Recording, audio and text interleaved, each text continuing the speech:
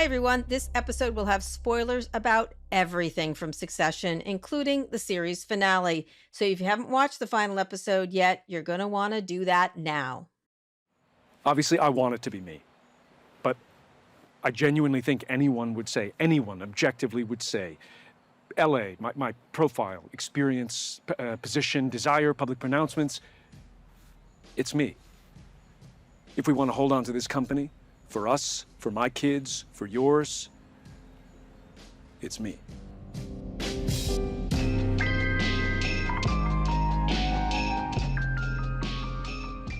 This is HBO's official Succession podcast. I'm Kara Swisher, and this week, everything ends. Guess who Kendall thinks it should be?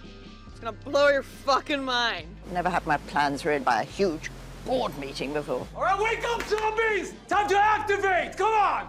Phones! I want to see some fucking phones! This week, we have a special two-part podcast to unpack the series finale of Succession because there's way too much to cover in one episode, so luckily, you get two. In part one, I am joined first by our new Swedish leader of Waystar, Alexander Skarsgård, and later, the incredible Jeremy Strong is back to discuss his character's ultimate fate and what Kendall really wanted all along. Later this week, part two, we'll have my extended conversation with director and executive producer Mark Mylod, who helped shepherd the perfect conclusion to this tragic family story, and also be sharing my own closing thoughts about these kids who just didn't get hugged enough.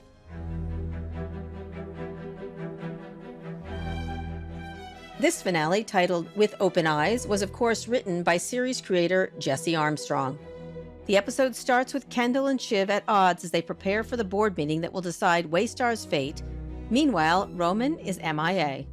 But in true Succession fashion, they soon meet up in a beautiful place. This time, it's their mom's house in the Caribbean.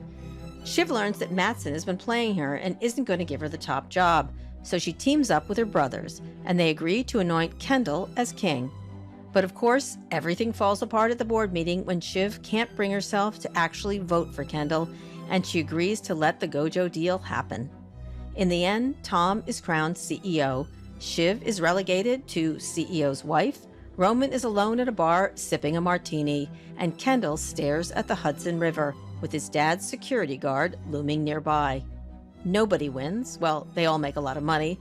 How else could it have ended? You are bullshit. You're fucking bullshit, man. I'm fucking bullshit. She's bullshit. It's all fucking nothing. And I'm telling you this because I know it, okay? We're nothing.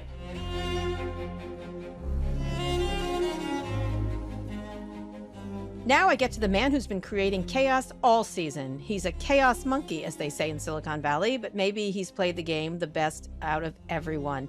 We're joined now by the new owner of Waystar Gojo, Alexander Skarsgård, who plays tech billionaire Lukas Matsson.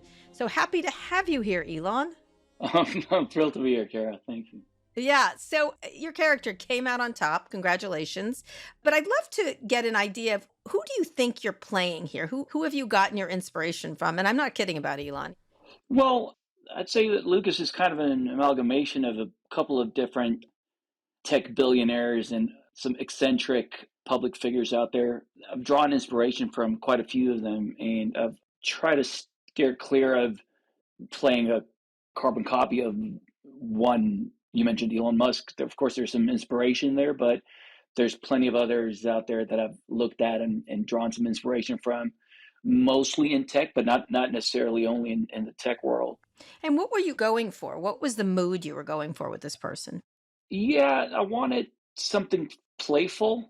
He's a character who clearly doesn't need more money. He's beyond wealthy, and he's set for life and for millennia to come for his descendants. So I think he just loves the hustle and the deal, the process of getting in there and rolling up his sleeves and fighting for something most people said would be impossible. And there's also something about Waystar Royco that's so delicious to Lukas because in his eyes, he's very much a self-made man. He's not from a legacy empire family. And there's something so deliciously juicy about taking down this family dynasty. So I think I wanted that to be a driving force for Lukas. And And again, the excitement of shaking things up. And he sees himself in, even though he's incredibly wealthy, as David versus Goliath here. It's beyond exciting to him to take this on and to try this, something that no one thought would be possible. He visualizes himself as a hand grenade, and he wants to get thrown into these banquet halls with senators and people in gray suits and just like shake things up and have fun and fuck with people. So it's like a prankster personality. It definitely is, but it also has a malevolent side to it. There's every now and then the darkness sort of comes over you, whether you're describing the blood thing. And even then I was like, is he lying? Is he not telling the truth? And I've had encounters like this. Yeah, there is definitely some darkness to the character. I don't want to make him too frivolous and too happy-go-lucky and fun. I think that is part of who he is. It was important to keep something underneath. There's a sadness there. He touched on it briefly in season 3 when Roman comes to his villa in Lake Como, and it's this one of the most gorgeous villas you've ever seen, and he paid a ridiculous amount of money for this villa.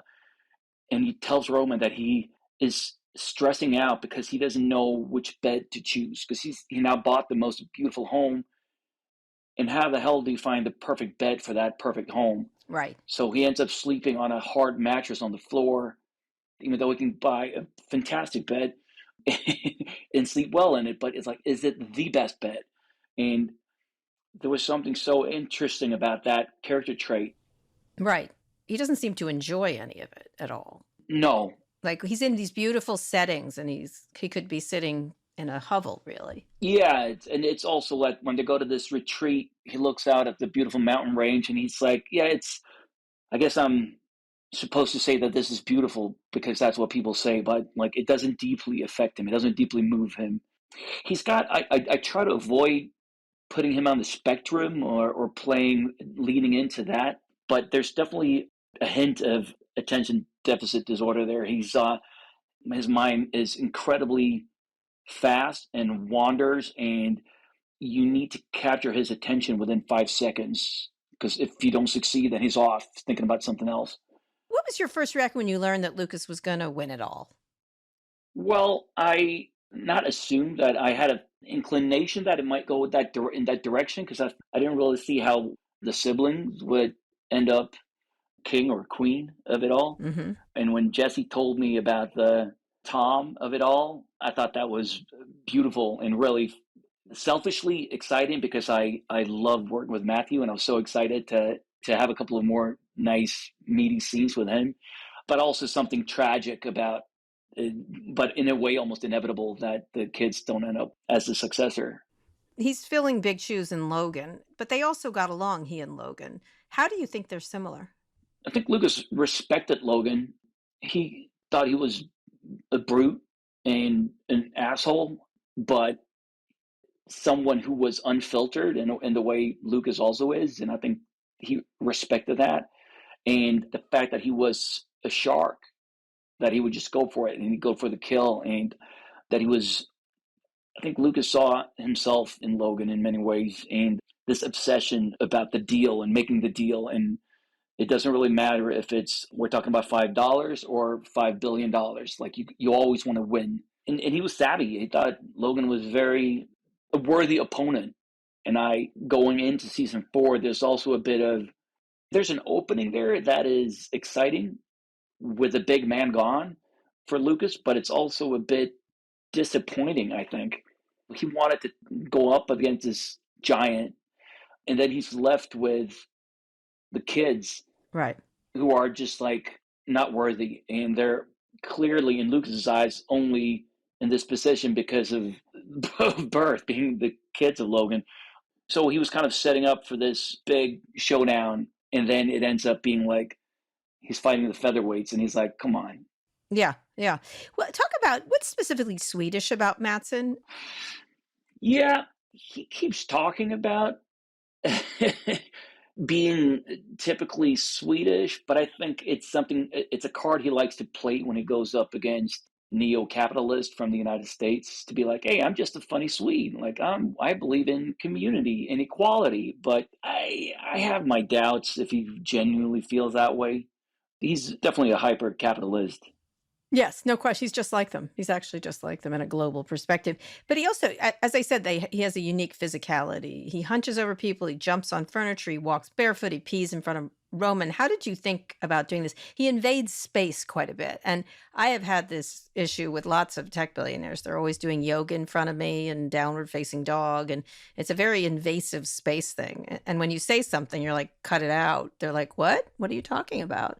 Yeah, it's unsettling and it can throw people off balance a bit, Hmm. which could be intentional because it makes people insecure because you never know where he's coming from or what his agenda is. So and he's a big man, but he's also like, if it's a negotiation, then 1 second he feels like he's your best friend and he's opening up and he's telling you deep, dark secrets, and the next he feels hostile, and then Hmm. he's your buddy again. And it's a way to manipulate someone and make someone insecure and unsettled in a way.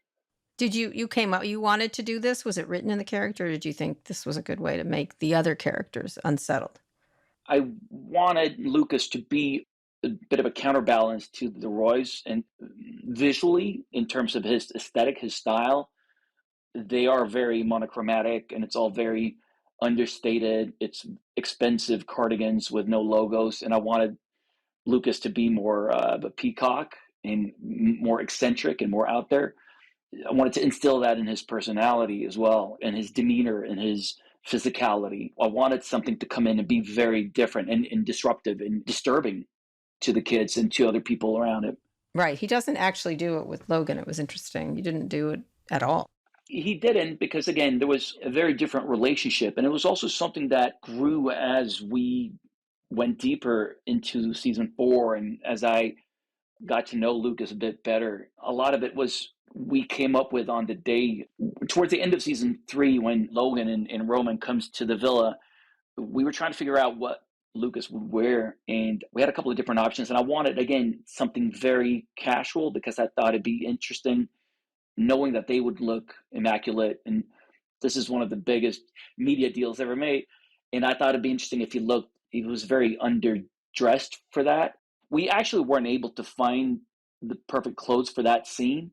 So we were looking the morning of, and we found some casual stuff, but nothing that really felt great. So I asked Jonathan Schwartz, the assistant costume designer. I was like, well, the stuff that I came to set wearing is very casual. It's like an old worn t-shirt and plastic like rubber slides.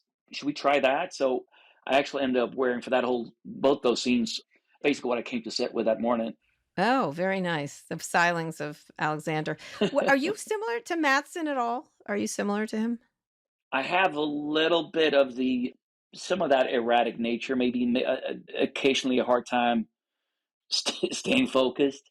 Matsson is a version of myself, but like ramped up to 11. Mm. There's definitely stuff that I can recognize in myself, and he's an agent of chaos, but it's also there's something vivacious and fun about like getting that close to the edge and staring into the abyss and feeling the excitement of that. And there's something about that I can recognize. Again, not to the same level as Lucas, but there's a life force in that somehow that is quite exciting and thrilling. I bet. So, speaking of thrilling, the relationship with Shiv has been developing all season. Your scene's really electric. What was your process like with Sarah Snook? We found each other very, very quickly in terms of the way we collaborate on set. We would basically just cold read the scene in the makeup chair in the morning once or twice, especially if it's a longer with lots of banter back and forth. We just like run it a few times, but again, like cold read it with no emphasis or energy really.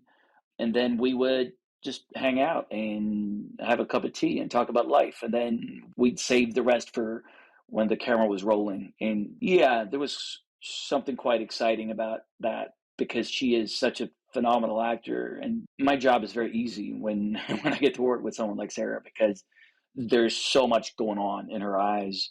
The nuances, the slight changes from one take to the next makes it incredibly engaging for myself. So I've really loved exploring that journey with Sarah. And it's such a lovely, interesting relationship because, again, it's They quickly open up to each other. He tells her very private stuff very early on.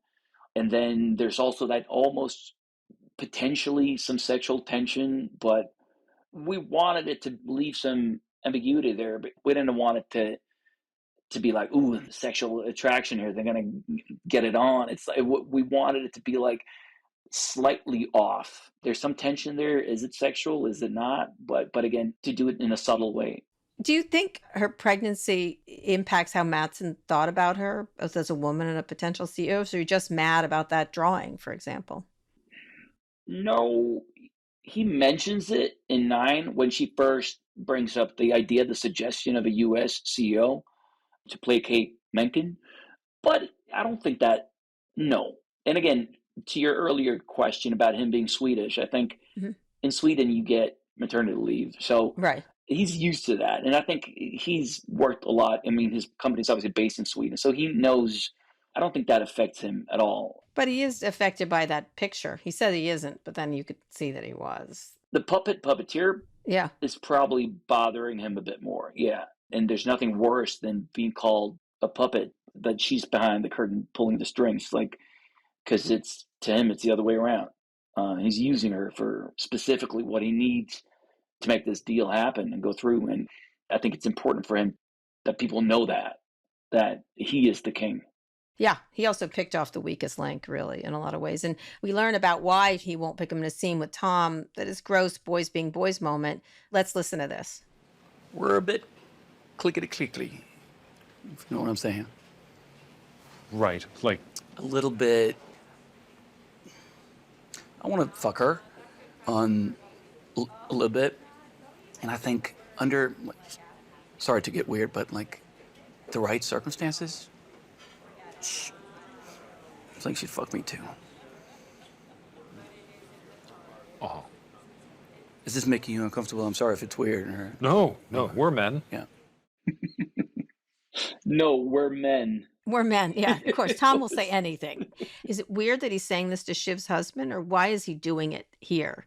Testing Tom, presumably. Yeah, it's incredibly weird. And I had such a lovely time shooting that scene. It's so... Tell me why.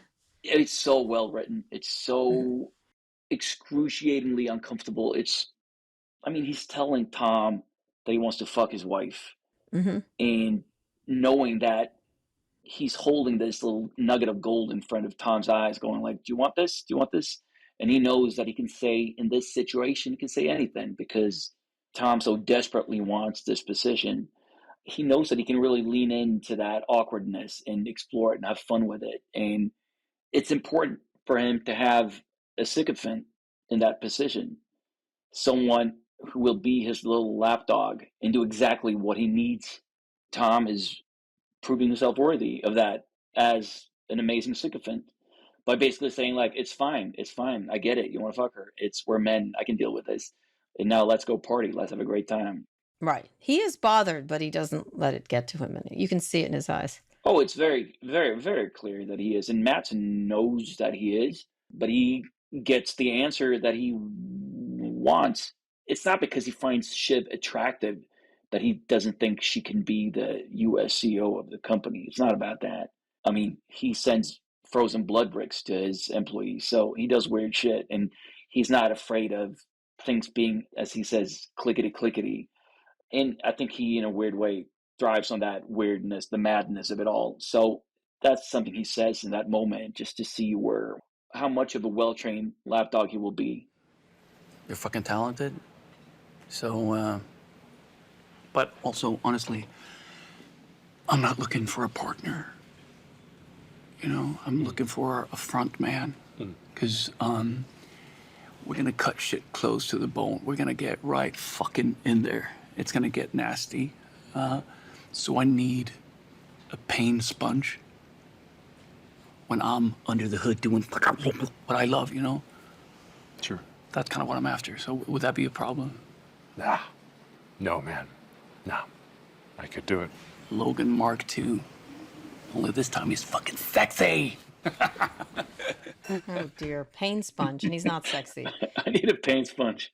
He got everything he wanted from Shiv and then tossed her aside. Tom is just another paint sponge, essentially, what he's looking for. Yeah, he is. There's a very small but quite a crucial moment in episode 9, right before the funeral in the church.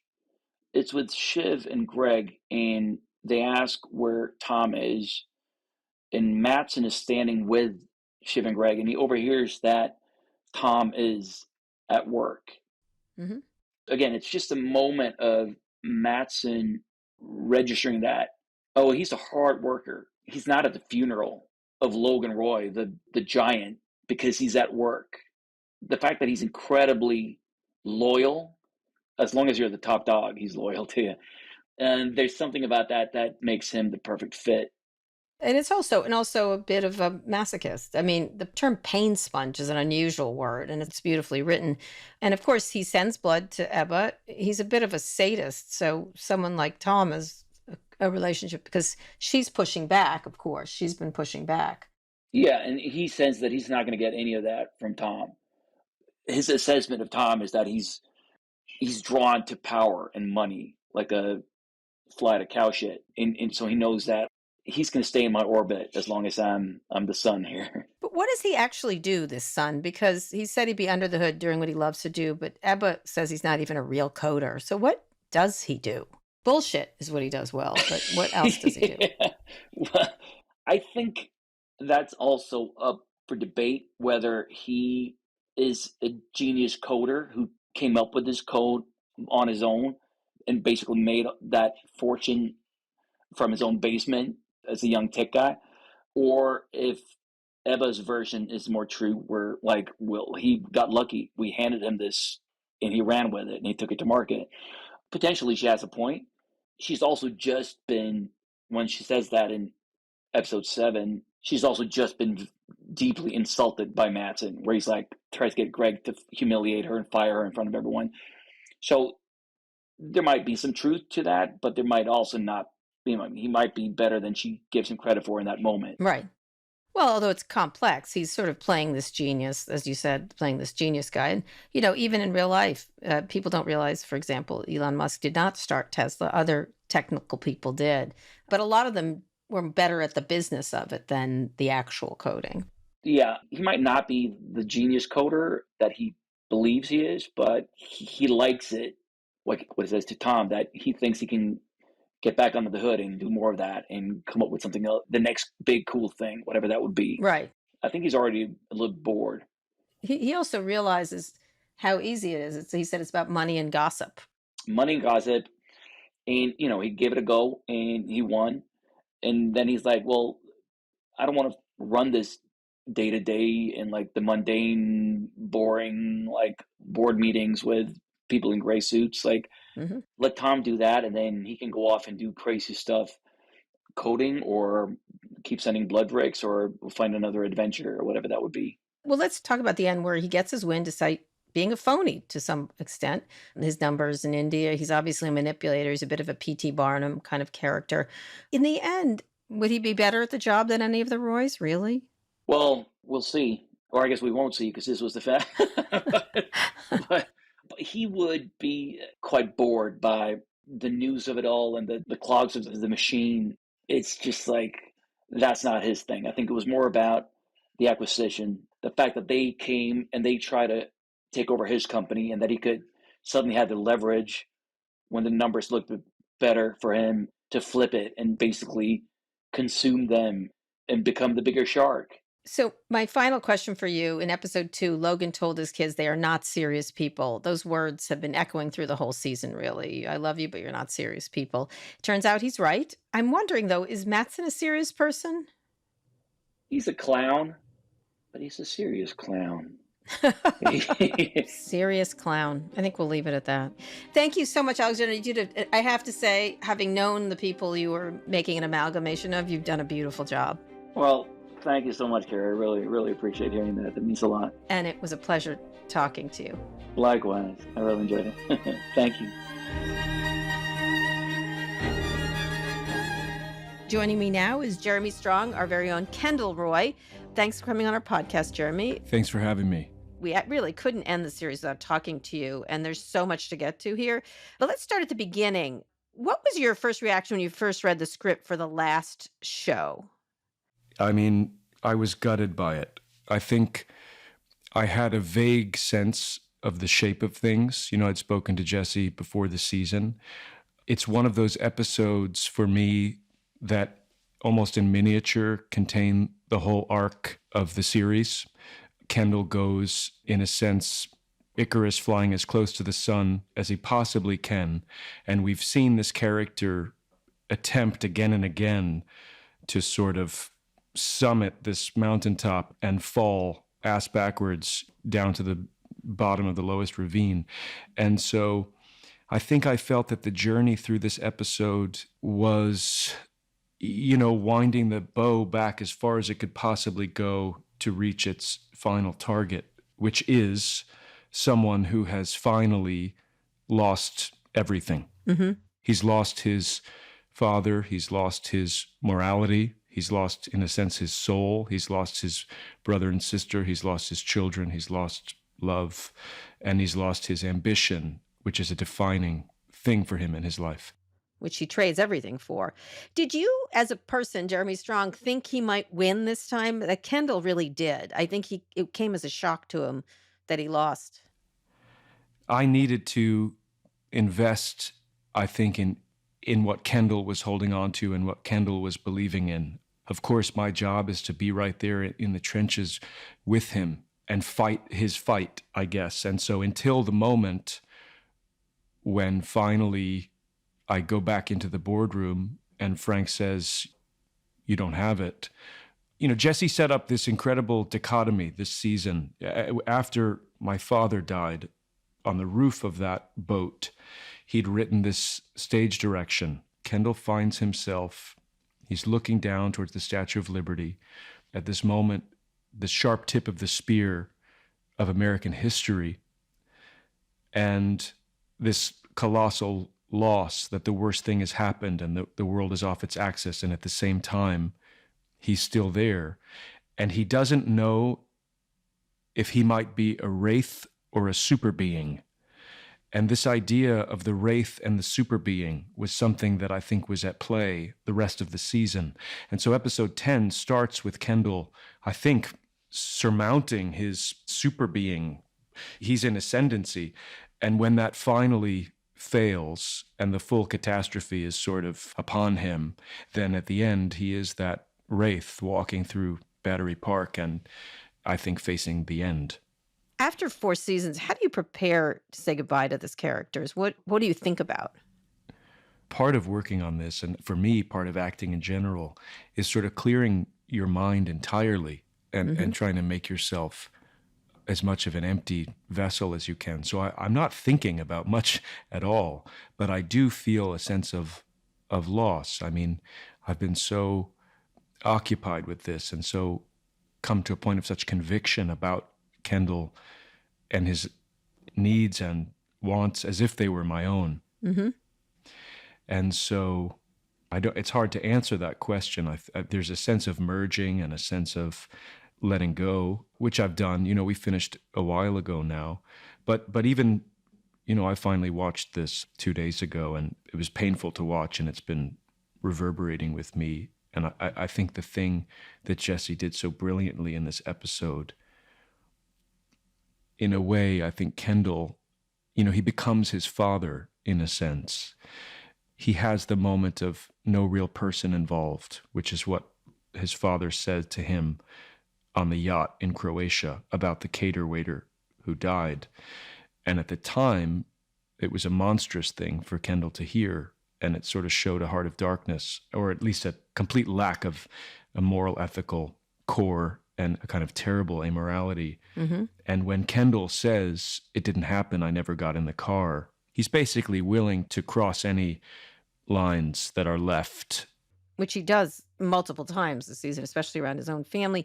One of the things that was interesting when you're with this character, because of all the characters, it feels like it's you. And when I talked to Kieran, he kept saying, "I'm not like this guy. I read, I have children. You know what I mean? And it's hard when people come up to him.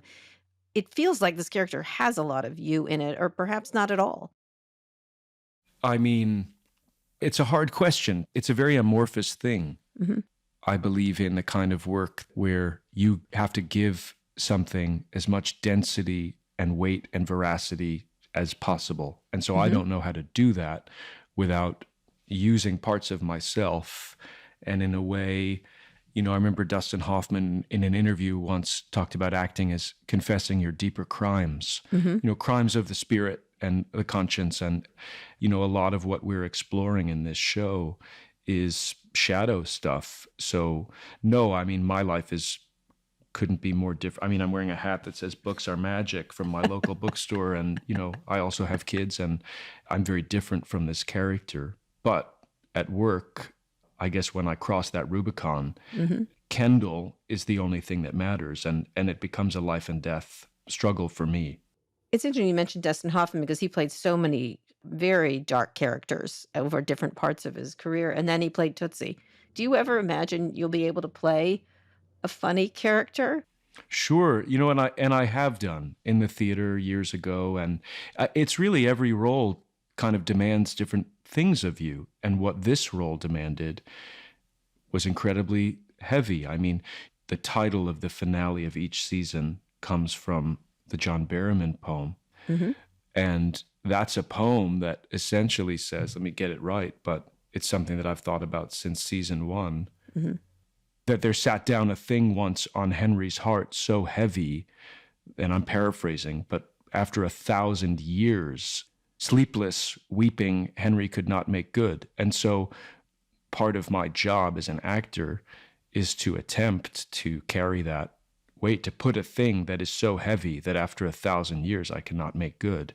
And that's Kendall's journey. Well, they're all in some level of pain, aren't they? Of course. And that's, the show is about a lot of things. And what I love about this episode in particular, and the way we see New York City and the financial district, and there's this amazing convergence that is incredibly difficult to pull off, of collapsing empire and kind of a terminal state, the terminal decadence. There's that great Rolling Stone article about terminal decadence a few years ago, and the dying of the light. And he's doing that in about a country, but also about a character. Yeah, you definitely got the sadness at the heart of most of the people I cover in a lot of ways. Many of the people, too many of them. So a really special part of this finale is Kendall, Shiv, and Roman coming together at their mom's house. It was a really surprising and lovely scene. And there, they finally have a real heart-to-heart about who should be CEO. Let's listen to a minute of this. He fucking promised it to me. Promised. When I was 7. He sat me down at the Candy Kitchen in Bridgehampton, and he fucking promised it to me. 7 years old. Like, can you imagine? Yeah. Pics or it didn't happen. That was messed up. Like, he shouldn't have done that. No. He shouldn't have said that. I'm simply saying he said a lot of things, and he said them to me first. Yeah, and he said it to me last. Wow, that's something. But you have an image of a 7-year-old getting promised a CEO job, which he said it's a bad thing for him to have done to him, because he put that in his head, I guess. Does this memory change your understanding of Kendall? Did it at all? Yeah, Jesse and the writers had written a timeline for Kendall back when we started this. So I've always had a sense of his life, his whole life. This memory crystallized in a beautiful way in that moment. And we talked about where that might have happened. And, that seemed like a place where that might have happened on Route 27 out in the Hamptons, where all those kids go. But that moment of incongruity, of this innocence of the Candy Kitchen, and this moment where his father says, one day this will be yours, and that becoming the defining drive of his life. I remember reading in Chekhov's short stories, he writes, tell me what a person wants and I'll tell you who they are. And Kendall has always had this singularity of wanting. It's ultimately the tragedy, I think, of this show is in a sense Kendall's tragedy. It's the tragedy of everyone, but we followed him as a protagonist through these 4 seasons. That he doesn't even know what he wants. It was imposed upon him. No, it's like he doesn't even want it. I remember reading, one of the things I read early on was Andre Agassi's autobiography, Open, which is an incredible book. And he writes about what he called the pain of playing. His father put this ball machine, I think called the Dragon, I might be wrong, in their backyard in Las Vegas and just forced him to hit balls until he was blue in the face, and he never actually wanted it. And I thought about that a lot, and I think that is the tragedy, that this was imposed upon him, and it, in a sense, shaped and misshaped and deformed his life. He could never free himself from that objective. When we first talked about the show, Adam McKay and Jesse Armstrong and I, we talked about Festen, the Thomas Vinterberg film about trauma, that this is really about family trauma and legacy.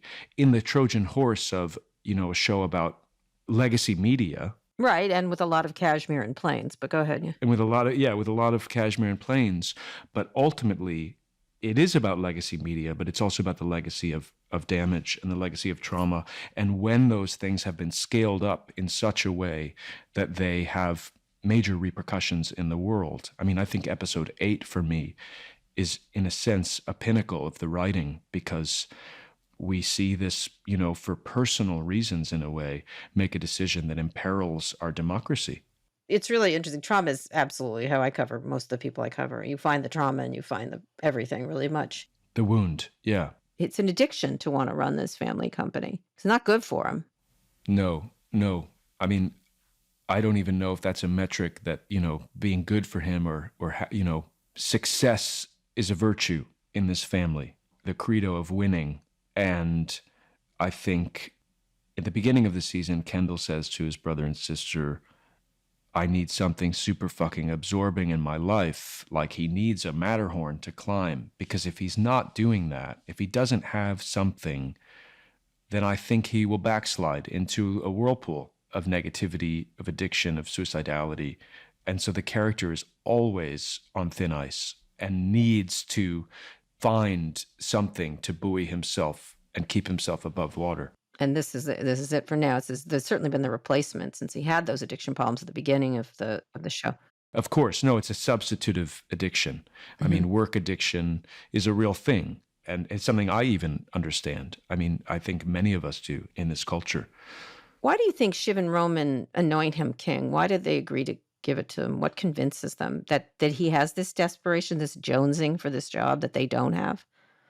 I don't even think it's the desperation. I mean, maybe I'm deluded as Kendall, but I guess I think if they look at the facts objectively and squarely, he is actually the person most suited for the job. And he did demonstrate a level of, I would say, competence in the Living Plus presentation to investors on that Investors Day presentation. While that was, for me also another one of the kind of stations of the cross of like the willingness to perjure himself and to edit words into my father's mouth that he didn't say, and the cynicism of that presentation. What I say in the dressing room to Roman, it makes you lose your faith in capitalism. You can say anything, but he's good at it. And I think they saw that. They reluctantly crown him king. You had a scene of you hanging out in the kitchen making the gross meal for King that they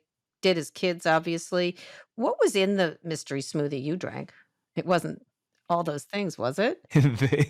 It was all those things. Oh, yeah. You drank that? We did it only a few times, and I went outside and retched and jumped in the ocean and washed it off my hair. And I did drink it. Yeah. You really are a method actor. Okay, I'll drink it. I wouldn't know how not to drink it. He wants it that badly that he's going to drink whatever that is. Right. But it was disgusting.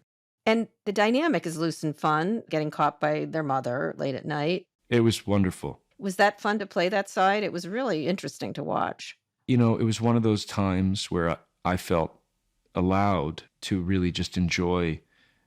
Kieran and Sarah and I have been through so much together. I love them so much. I respect them so much. Their work this season has just blown me away. But often Kendall is at variance with them, or there is just so much tension and friction, and that's something that I need to take on board myself.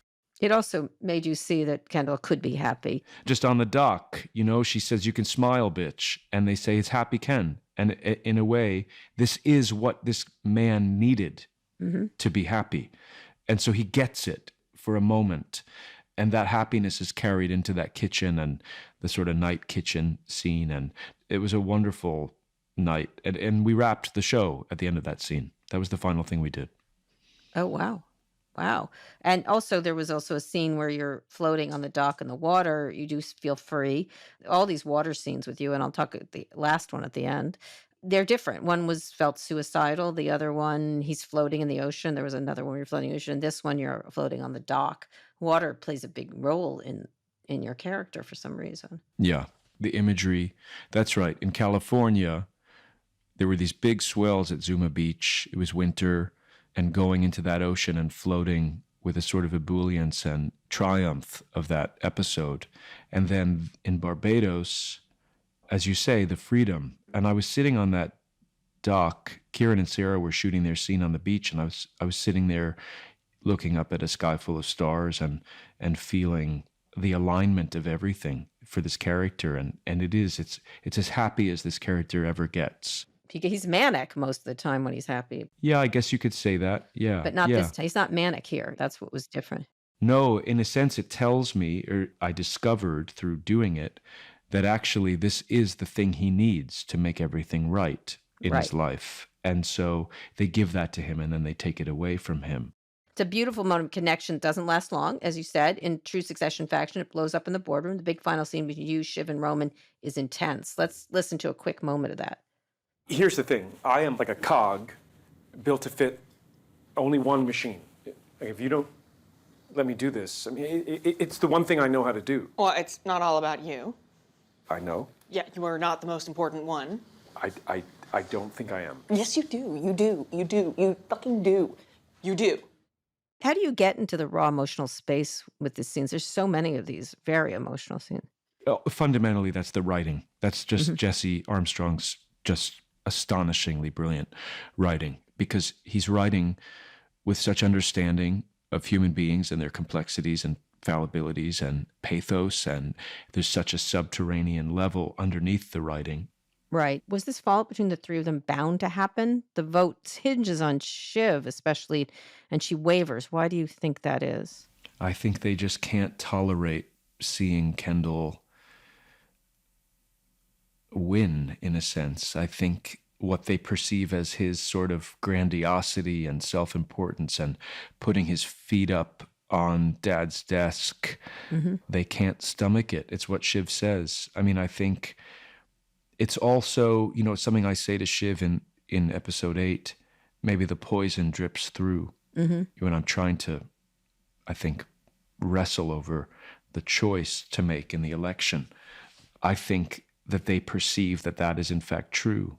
Is that payback for that decision he made from her? I think there is payback happening, and maybe they think that Matsson is the lesser of two evils. Maybe they think I will be, the Mad King. It knocked the wind out of me. It felt unjust. And the character after that piece we just listened to sort of loses it in a way we never have seen him lose it, which also reinforces that, in fact, Logan is my middle name. It reinforces that is innate and that is part of his DNA. She also says he's not very good at the job. Well, I don't believe her, and I don't think she means that. I think he is good at the job, and I think he could do it. So let's listen to that. Let's listen to that fight. Shiv, don't do this. No. You can't do this, No, Shiv. No. absolutely not, man. No. Absolutely not. No. Why? No. Why? What, just... I love you. I love you, but I cannot fucking stomach you. This is fucking disgusting. It's disgusting. It's disgusting. You're disgusting. You're fucking heartless. What? It's fucking nuts. It doesn't even make any sense. I'm the eldest boy. I am the eldest boy. You're not. And it mattered to him. He wanted this to go on. Well, I mean, she's the bloodline, though. What? I'm the bloodline. We're all the fucking No, bloodline. I just mean if you're gonna play that card, Dad's view was yours weren't real. What the fuck did you just say? Well, just not real. Well, that's just what Dad said. I'm just saying what Dad said. Well, don't say it, you fucking cuck. Wow. Whoa. Kids aren't real? What do you think is happening there? Why do that right there? Yeah, what's happening there? I mean, I think it's just the release of years of vitriol and animosity and jealousies and envy. And I think, Jesse doesn't really believe I think philosophically, I don't think he believes that people change. I think he's put us all in a kind of doom loop. And that's what we're also seeing happen here. And certainly for Kendall, the ending of the series is a doom loop. Right. It's not that dissimilar from the ending of episode 6 in season 1, where he attempts a coup, makes it to the boardroom, leaves the boardroom having lost, and walks into traffic on Broadway. And I think Jesse's making a sort of profound point that people don't change, that they are kind of stuck in this doom loop. And the same thing about his role as a dad. He claims he wants full custody. He's never with the kids. Maybe he's scared of becoming like his father. Yeah, I mean, Nate says to him at the tailgate party, you're not Logan, and that's a good thing. There's a spike in him, in his heart, that divides him. He both wants to be his father and doesn't want to be his father, wants to be his own man. And he does, I think, have goodness in him, or did, I think the scene at the end of season 3, when we're sitting at the table in Italy, and I say to my father, you've won because you're corrupt and so is the world, and I'm better than you. I think he believes that, and maybe he's even standing on moral ground at that point. But by the end of season 4, he's lost that high ground completely. Lost it completely. And she also, besides Roman bringing up the kids, she brings up the dead kid from earlier seasons. That's right. Well, that's what I mean by arriving at a no real person involved moment. The fact that I can just in a very kind of blithe way, that never happened. And it was just something I said, and I never got in the car.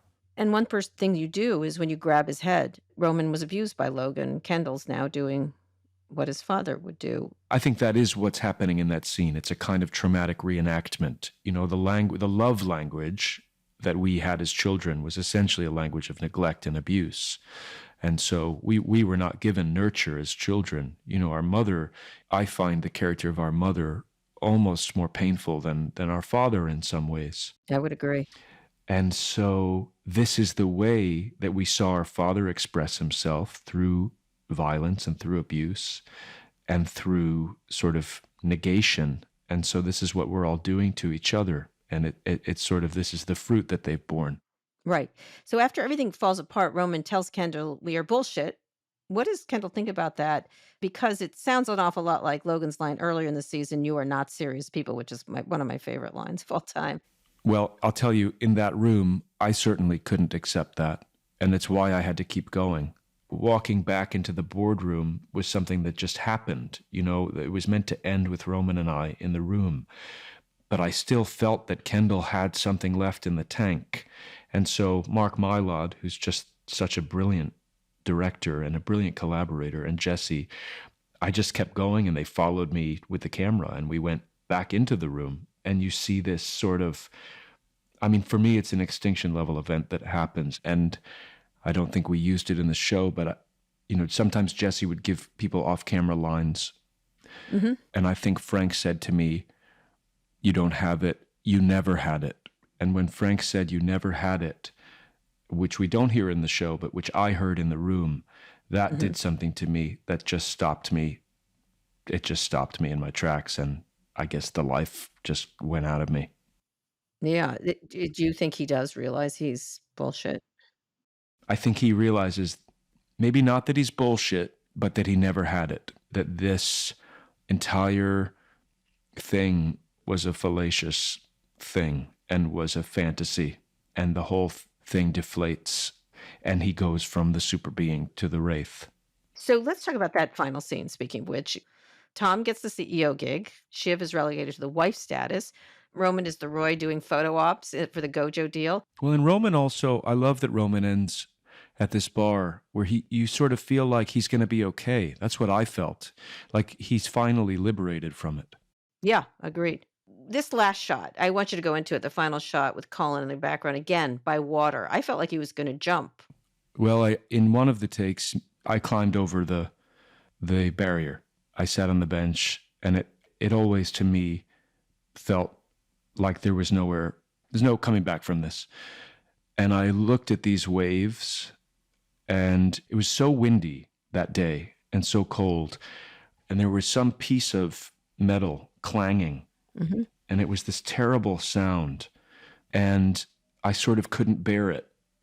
And I stood up and walked slowly to the barrier that was set up there and climbed over it. And I didn't really know what I planned to do. And the actor playing Colin saw me and ran and stopped me from doing it. Do you think that was a good choice? I think actually him sitting there and not knowing was very... I mean, I'm sure Jesse's choice is better. And in a way, I think you see the intentionality in the character. I mean, you said you felt like he was going to go in, and I did. I tried to. I've been sitting with that poem for a long time, and there's something in the Berryman poem. I sent Jesse and Mark a text after we filmed the scene. There sat down a thing once on Henry's heart so heavy, if he had 100 years and more, and weeping sleepless and all them time Henry could not make good. Starts again always in Henry's ears, a chime. And that chime, the clanging, came out of that poem. And then Jesse wrote back immediately, and this is Jesse's mind, a passage from T.S. Eliot's The Wasteland, Part 4, which is called Death by Water. Oh, wow. You guys are doing the heavy pose, but go ahead. There's a line in it that says, entering the whirlpool. And Jesse wrote back to me, entering the whirlpool. Wow. And that's what the ending is for me. Even if he doesn't physically jump. So it's not a happy ending from your perspective. It is a completely tragic ending from my perspective. And this idea, the title, is it With Open Eyes? Is that what the episode is called? Yeah. Those eyes are not Kendall's eyes.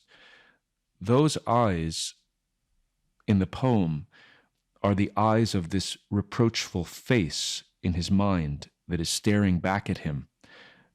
It's all the things he's done, the cater waiter who he killed. It's all the people that he has betrayed. I can't answer who that face is staring back at him, ghastly with open eyes, but it's all of it. So could there be a happy ending for Kendall? He's free of the company. I think that Jesse maybe intended that in the writing, the sense that Kendall has lost, but maybe he's free and maybe he's going to keep walking. I guess I felt with everything in my body that there is no coming back from this. Oh, wow. I would agree with you on that, I have to say. The others, definitely Roman, and Shiv was already plotting right there in the car. She was just plotting in the car. Yeah, I think that they'll be able to keep going. I think that Kendall has just slowly mortgaged off everything and has nothing left to live for. And you've sold to a clown, too. That jumping that Alexander Skarsgård did at the end. He's fantastic. Yeah, it's terrifying. So last question. Now that we've seen all of Succession, I know it sounds like a broad question, but what does the show mean to you, thinking back on it? That's a hard question. The show is Shakespearean in scope. It's like a Swiftian satire, but it is a profound document and tapestry of life and contemporary life at this moment in our country and in our history.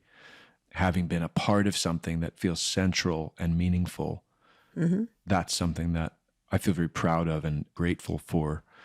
What does it mean? I mean, there's something that I've thought about since we started making this and that I've said. There's this thing I read that Jung said, that where love is absent, power fills the vacuum. And to me, that's what the show has always been about. Yeah. And I don't think Jesse is offering any kind of prescription but that to me would have been the thing that could have helped and maybe even saved these people. And the vortex of power, which is drawing them all in and which is drawing us in as a nation, is a clear and present danger. And that's what it means to me. Fascinating. I do have one more last question. What are you going to do next? A rom-com? Drew Barrymore? You and Drew Barrymore in a rom-com, a cine rom-com. I'm looking at it right in front of me.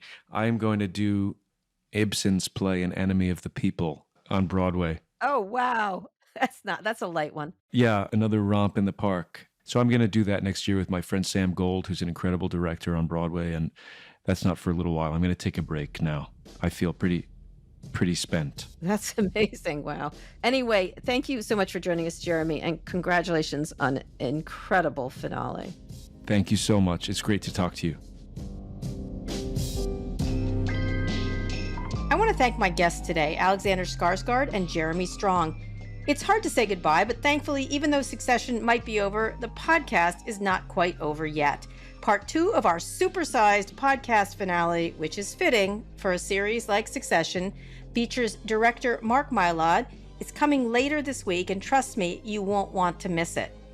The official HBO Succession podcast is a production of HBO and Pineapple Street Studios. Our executive producers at Pineapple are Barry Finkel and Gabrielle Lewis. Our producers are Elliot Adler, Ben Goldberg, and Noah Camuso. Our editor is Darby Maloney. Engineering and mixing by Hannes Brown. Production music is courtesy of HBO. Special thanks to Michael Gluckstadt, Kenya Reyes, and Savon Slater at HBO Podcasts. And I am, of course, Kara Swisher. Want to know the most upsetting part of the finale to me? Hearing the phrase face eggs. There was something about eyes, they just kind of revoked me. Eyes? Like human eyes we all have? I don't like to think of all these blobs of jelly rolling around in your head. Face eggs.